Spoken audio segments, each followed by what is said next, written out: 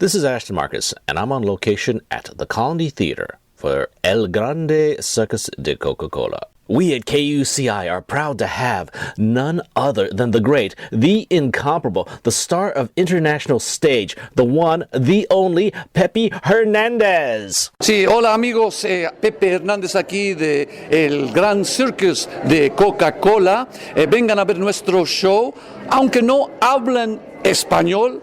You will understand every word, como es muy dangeroso.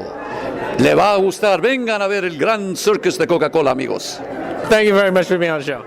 Hi, my name is Ashton Marcus. I'm with KUCI 88.9 FM in Irvine, and I'm here with Alan Shearman. I'm the director of a show which is about to open at the Colony Theater in Burbank called El Grande Circus de Coca-Cola. Great. Actually, I've heard a lot of reviews about it, and I heard that it's actually a very popular show, and it's quite successful. Yes, we just finished a 14-week sellout, record-breaking run at the Skylight Theatre. And this is a new version of a show that I'm, as you probably can hear from my British accent, that started in England in the 70s, called El Grande de Coca-Cola, that went to New York and has been running on and off around the country and even the world for the last 40 years. And we did a revival a couple of years ago at the Ruskin Theatre in Santa Monica, which I directed. I used to be in the show years ago when I was a younger man, and but now I direct.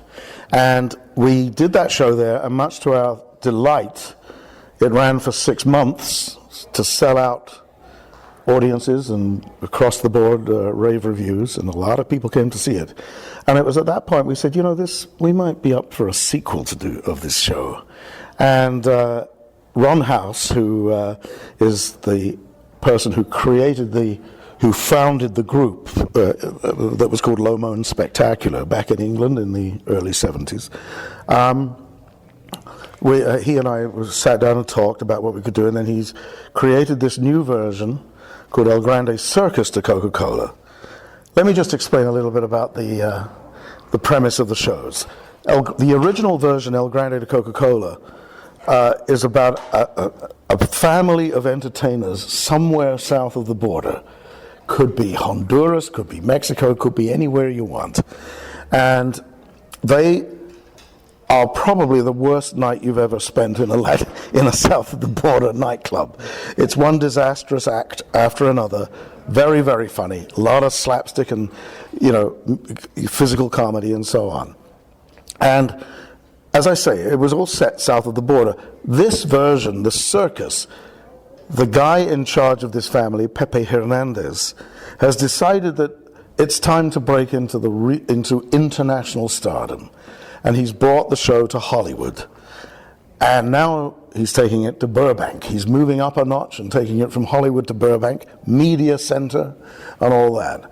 And so what that allows us to do is to use a few more local jokes, if you like, and and have a lot more fun, sneak all kinds of funny references into the script and so on. And so we open there next Saturday, 7th of November, at the Colony Theatre, and I can't wait. It's a fabulous theatre. It's 3 times the size of the Skylight. And for us, I'm also a co-producer on this with Lila Dupree, who's in the show, and Gary Grossman, who runs the Skylight Theatre. And we have always had plans to take this to London's West End next spring. And the size of space that we're looking for in London is about the size of the Colony Theatre. So we are able to prove that it works not just in a small space, but in a larger space. The original we did everywhere from a 45-seat place to a 2,500-seat place at UC Berkeley at the Zellerbach Auditorium. And so, anyway, it's very exciting, and over Thanksgiving, Lila and I are going to London to start negotiations with theatres there, ready to open in London's West End next spring. So this is like you get to see it here first before it becomes, hopefully, a hit in London. So you aspire to take your play to London opposed to taking it to Broadway? Well, curiously enough, we have a feeling, or I have the feeling, that it's easier to get to New York from London than it is from LA. And I don't know if that's a snooty attitude that New York producers have and say, oh, Los Angeles. And we all know that there's plenty of shows that have come from LA. But my sights were always set on London because I wanted to get the show into Europe. The original show, to be honest, we only ever did it for 2 weeks in the Netherlands, in Holland, in 1972 or 1971, I forget. And we actually gave up a European tour to come to New York in 1973. So it's a whole market which I know is sitting there waiting to be tapped into. So that's my reason for going. But it isn't just, London for me is a step, the Skylight was a stepping stone to get to London. The Colony is an even better stepping stone to get to London. Once we get to London, for me, London is a stepping stone to get into Europe and back to New York. Because we went from London to New York in the 70s, and I want to do that again. And I believe we can. And I'm not just talking about Europe, I'm talking about Asia, because this is a show, because it's very visual and doesn't date and doesn't rely on anything but your eyes and your sense of humor, that I think it'll work wherever we take it. And I know that sounds terribly arrogant, but we kind of proved it with the first one.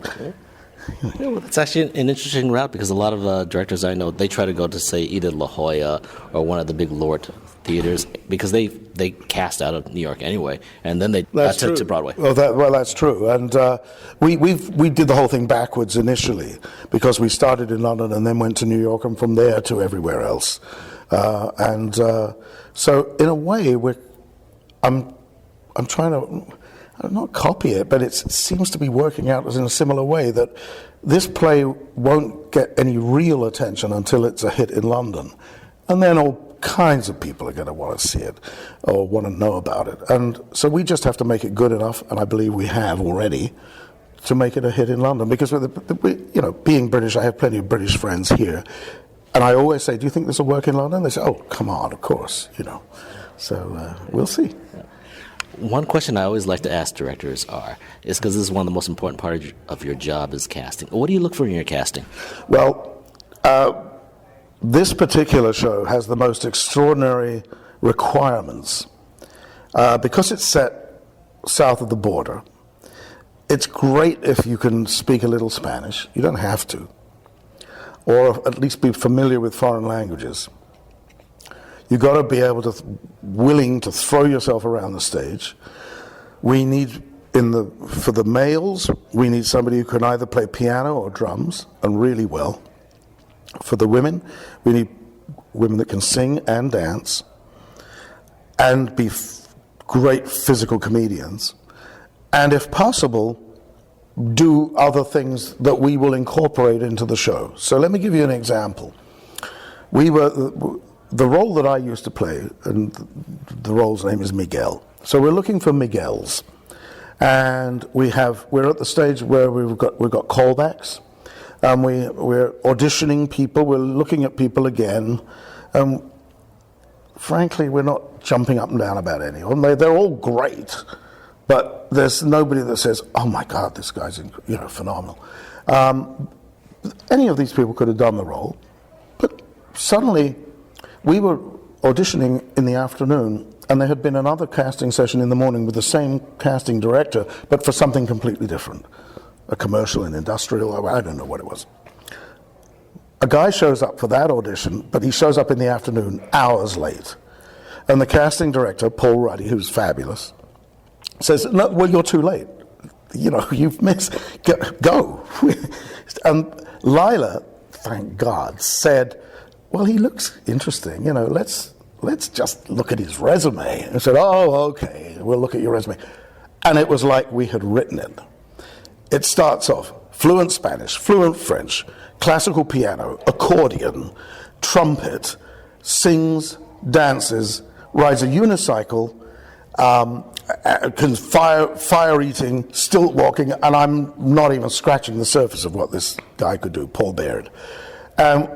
We said, this is ridiculous. I mean, it's like, Lila and I have this whole thing where we believe we've got angels looking after us. We both have people who passed away in our lives, parents, and we just have a feeling that they kind of say, this will help you. And the same thing happened with Lila was playing one of the female roles. There's only 5 people in the show. And we were looking for somebody to play the other female role. And we were in a callback situation.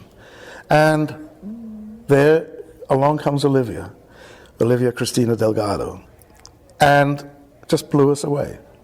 And she showed up for her first audition amongst the callback people, and she's fantastic, and people just adore her. Lila was in the show at the Ruskin Theatre in Santa Monica. It was in the original show, and so was Aaron Miller, who everybody just, I mean, he's phenomenal. His physical comedian, his physical comedy abilities are extraordinary, and he practically steals the show every night. And he and Lila are from that production that we did.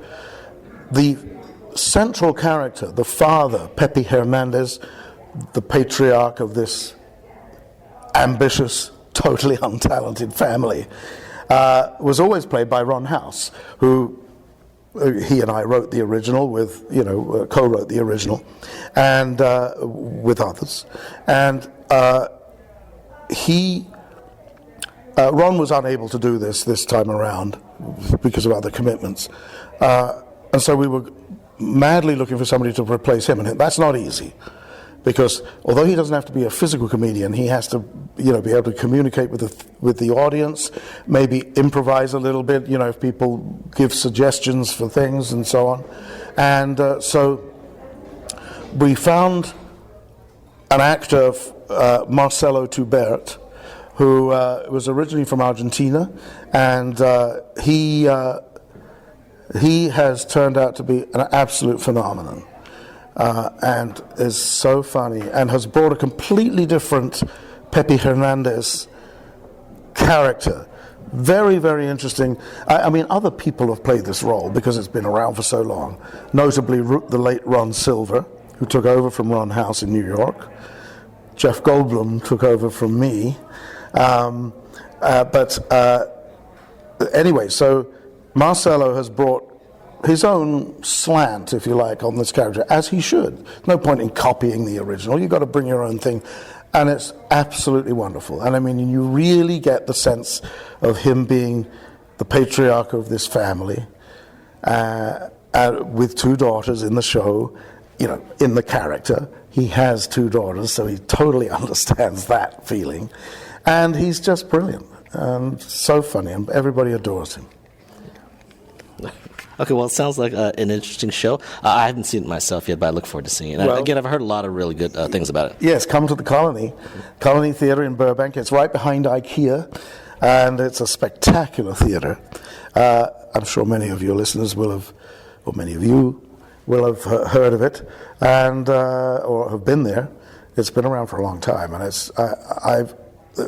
the occasions when I have been there to see shows, and their standard is always very high, I've always thought, oh my God, I would love to work in this place. I'd love to direct something here. And here we go. Okay. Well, thank you very much for being on the show. Oh, thank you very much. And I'll see you all at the Colony Theatre. Hi, my name is Ashton Marcus. I'm with KUCI 88.9 FM in Irvine, and I'm here with Marcello Tupper plays Pepe Hernandez in El Grande Circus de Coca-Cola. I've been an actor, working actor for over 30 years. Tons of TV and film, G.I. Joe 2, lots of voiceovers. I'm a member of the Antius Theater Company, which is a classical rep company here in town. And so before opening in this show, I did Henry IV Part 1. I'm a busy actor and I love what I do. I play Pepe Hernandez, who is a legend in his own mind. Pepe Hernandez comes from somewhere south of the border. He is a man filled with dreams. He comes to Hollywood to find stardom. He's already a star of international proportions, and he comes to meet other stars from Hollywood with his family in the circus. And we have many acts. They all start good, but they all go terribly wrong. So what do you think about this show? I love this show. I love Pepe Hernandez. I love my family. We love what we do. We make people laugh. So as an actor, if you were in that situation where basically you wanted to show and things kind of went wrong, how would you handle that? I mean, if you were in his situation? Well, I am in a situation, and when Pepe deals with it, like everything, with a big smile and that je ne sais quoi kind of attitude, and he goes on and pushes through and makes it look like, oh, there's nothing wrong. Yeah, I imagine that happened to a lot of you in theater, because actually you are a theater actor. Things go wrong all the time, isn't that true? It does. Things go wrong all the time. And in this show, there's so much improvisation that we deal with the audience, and the audience talks to us, and we really engage them. And we go off on these tangents, and we never know it. The show's different every night. And we're going to be opening at the Colony Theater in Burbank, November 7th, running through December 13th, and next spring we go to the West End in London to do the show. As a classically trained actor, do you like it that? I mean, usually in classically trained, you deal with a script that's been around for 100 years, so you probably know it by now. do you prefer doing improv though? Well, I love doing improv. It's it's all part of the tools of an actor.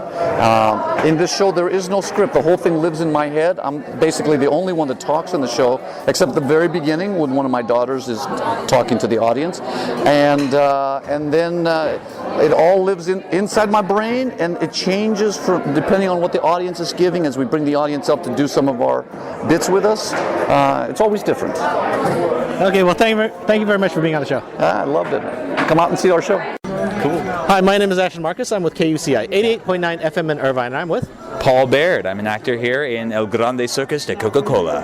I was born in the Bay Area. I've grown up around the world, and I've studied performance my whole life. I love it. I play piano, I do circus arts, and I live for this kind of artwork. So I played Miguel, the sex fiend, younger son. Miguel is the youngest son of Pepe Hernandez, and he is trying to flirt with everyone in the audience. So question, why do you decide to get into theater anyway? I love the theater because there's something so magical about the human interaction between actor and audience, between audience members, and the idea of seeing someone experience something in real time right in front of you. It's it's an art form that's so innately human that I think it'll always be there. Well, what do you think about the 99-seat theaters in Los Angeles?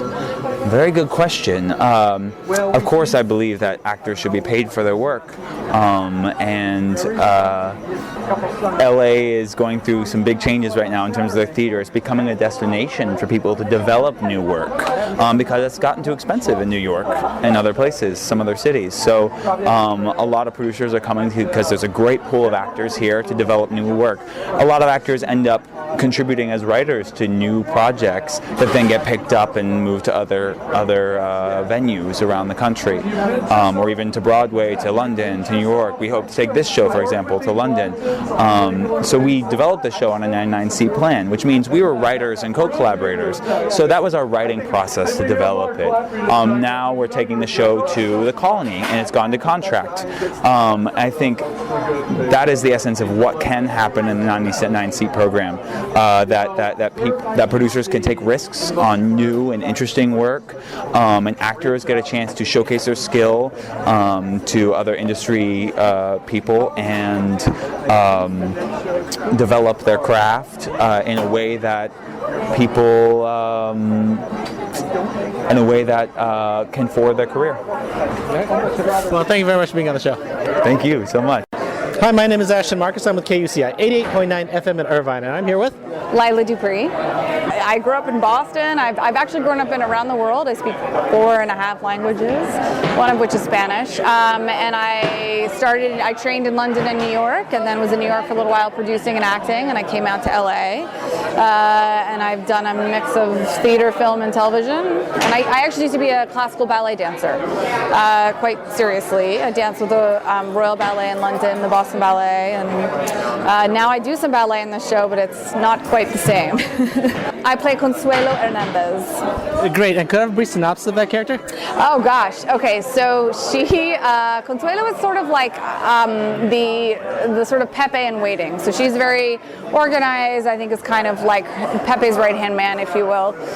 Very positive, very energetic, very enthusiastic, and someone who always sees the bright side of pretty much every situation. My question for you then basically is, seeing as you're a dancer, how important is movement in acting? Well, I guess it depends kind of what show you're doing. I would say it's always important, certainly. In a show like this, it's incredibly important because the entire show is physical comedy.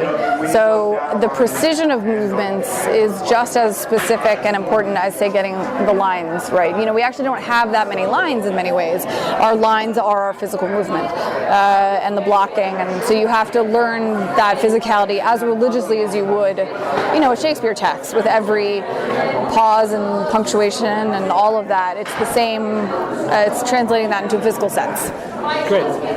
So basically, why did you get transitioned into acting from dance? Did you just not like it, or what was it? Well, so I was very, very serious. I was dancing about 3 hours a day, and then when I was 16, I stopped loving it as much. It's very, very taxing to do it at that level. I'd started to get a little injured, and I lived in France for a year, and so I was leaving my school and my teacher anyway for a year, so it was sort of a good natural break. I started taking other forms of dance, like jazz, in which I was like, what is this movement? And then I realized over time that what I'd loved so much, especially about dancing, was the acting part of it. It was playing characters and the performance aspect of it. And I realized that I could continue that in a different way. That's interesting that you no longer loved it anymore. Is it that you... Because a lot of artists, they start at a very young age, like at 5. Mm-hmm. I'm told for some people, they're just born an actor. You know, they're not trained to be an actor. They're just born that way. Right. Well, I mean, I started doing ballet when I was 4, and I was performing. I mean, my first paid like as a job, I think I was 8 maybe, doing the Nutcracker with the Boston Ballet. And no, I mean, I always loved performing, but there is when you're doing ballet 3 or 4 hours a day, and then more on the weekends. I mean, it's a huge part of your life, and I loved it, and I love dance now, but I've always loved it, but I sort of realized that I needed, I guess, a break from it at that level of intensity, and that's where at that age you decide if you're going to be professional, you know. And so what was cool about transitioning out of classical was that I then learned many other forms of dance, which I've since done. Like I was on the ballroom team in college. I've done African dance and Latin dance and all kinds of stuff, and that has been really fun. So I've found my love of dance again for sure, but now in a broader way, I guess. Do you regret anything about your upbringing? Maybe, I don't know, maybe your parents beat the dance out of you, that you just didn't love it anymore? No, gosh, no. They were all very supportive. No, I came to it very naturally on my own. I mean, it was already taking a toll on my body. I was getting like shin splints and knee issues, and again, it was something that felt, I was going away for a year, and I was excited to have that experience, and I started taking jazz in France, jazz dance, and I loved it, and it was just a whole different way of moving my body. And so when I say I stopped loving, I guess I stopped loving the rigor, the intensity of the experience that I was having as a classical dancer, but I never stopped dancing.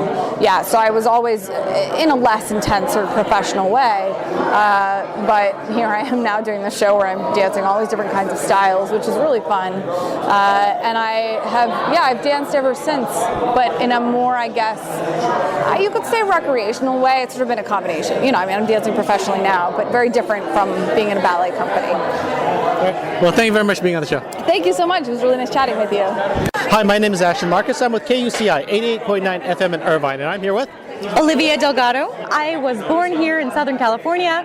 Then I actually studied psychology at UC Irvine. And then I decided I wanted to be an actor. And then I came out here to LA and I studied acting, and now I'm doing acting. I played Maria, I don't know if she's the eldest daughter. We kind of go back and forth, but she's the eldest daughter of Pepe Hernandez. Great.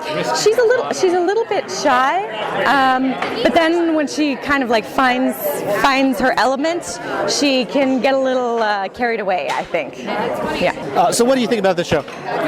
Oh, what do I think about the show? It's a lot of fun. It's a ridiculous. I've never had so much fun doing anything. I hope I can do this until I'm like 45. It's so great. What else do I think about the show? It's very aware of how ridiculous it is, but I think that the best part of the show is how dedicated everyone is to like just being earnest in how much we care about each other as a family and how much we care about making the show a success, despite every single failure.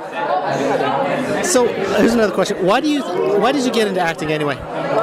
Why did I get into acting? I got into acting because I had a desire to tell stories. I wanted to tell truths, I guess, and share them with other people. And I really just like to make people laugh, and I like to make people feel things. I don't know. I was unprepared for this interview. That's okay. That's okay. Yeah, I have a question. Do you think that you were born an actor, or it was something that you discovered in your life later on? Oh, I'm pretty sure I was born an actor. I did a bunch of I just entertained my family my entire life. I grew up watching I Love Lucy, which was my mom's favorite thing in the whole world, and I also grew up with my father had 10 brothers and sisters who all just like gathered around the table and like argued and told stories, and they used their hands gesturing. Whenever they told a story, they would embody each like character in the story with like a different voice and a different like physicality, and so I just grew up watching that, and then that was part of me, who I was. The question: how does psychology help you as an actor? The study of psychology. Well, I'm always thinking about the characters' motives. Like, what is it that what experiences maybe in their past have defined them, and how does that affect their behavior and their choices and the way that they choose to express themselves? So it's actually a really essential part of acting to understand the psychology of your character. Yeah. I've spoken to a lot of actors out there, and again, they always develop a backstory for them. What would this person have done? There's Meisner technique and all that. Could I have any comments on that? Oh gosh, Meisner technique. Well, you know what? So when you're training as an actor, you learn all of these different techniques to help you kind of like crack the nut that is the character, and then eventually like all that stuff just becomes a part of your like bones, and then you just kind of like do it without even really thinking about it. You end up like just being your most like genuine self in the given circumstances, and it just ends up being like, can you embrace all of the really interesting kind of weird things about yourself, and then just like put those out on the stage for everybody to see. There's another question I had. I actually once asked an actor about method acting, and they said they're not into method acting because they're afraid of the mental health of a person if they ever get into that. What are your comments on that, being a psychology major? Well, I think people who are afraid of going into method acting, it could be that they're unwilling to like embrace parts of themselves that they find kind of like uncomfortable, and that they should probably be in therapy, because if there's parts of themselves that they feel like could I don't know, could take over and cause them to like hurt themselves, or negatively affect their life and their functionality, then that's something that they should be working through with a counselor. I think I'm not sure about this whole method acting, because I know it has like a bad rep because of Heath Ledger and other actors maybe taking it too far. But I think if you think of it just in the sense of like putting yourself in the given circumstances, and if you are comfortable with all the different parts of your psyche, like even the parts that maybe are not so great, that are kind of shitty, if you're comfortable with those and you acknowledge those, then you shouldn't be afraid to put yourself in those circumstances. Thank you very much for being on the show. Oh, well, thank you very much for talking to me tonight. Thanks. All right, thanks again. El Grande Circus de Coca-Cola will be playing at the Colony Theater from November 7th to December 13th. For more information, go to www.colonytheater.org or freetheatertickets.tumblr.com.